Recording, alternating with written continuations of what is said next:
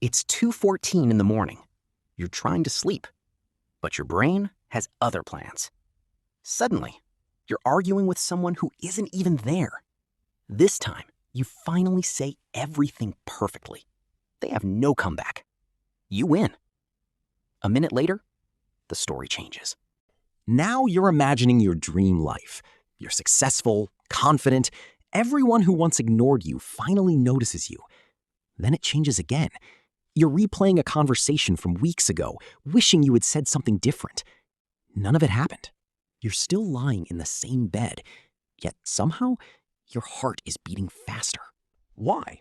Most people call this overthinking, but psychology suggests something more interesting is happening. Your brain is running a mental simulation. Think of it like a flight simulator for your mind. Before you face difficult situations in real life, your brain quietly rehearses them. It asks, what if this happens? What should I say? How do I avoid making the same mistake again?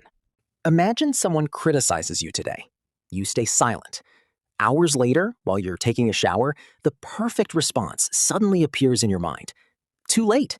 So your brain rewinds the conversation and lets you try again. Not because it's trying to torture you, because it's trying to prepare you. But preparation isn't the whole story. Your brain also craves certainty. Real life is unpredictable. People interrupt you. Plans fail. Conversations don't follow a script. Your imagination does. Inside your mind, you finally get the ending you wanted. You explain yourself perfectly. People understand you. You feel appreciated. For a moment, everything makes sense. That's why these fake scenarios feel so satisfying. They're not just rehearsing events, they're rehearsing emotions. The feeling of being accepted, the feeling of being enough, the feeling of finally being in control. But here's where the trap begins. The more comfort your brain finds inside imaginary worlds, the easier it becomes to stay there.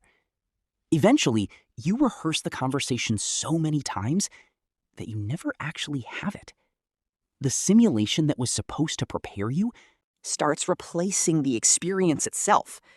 So the next time you catch yourself drifting into another imaginary scenario, don't ask, why am I like this?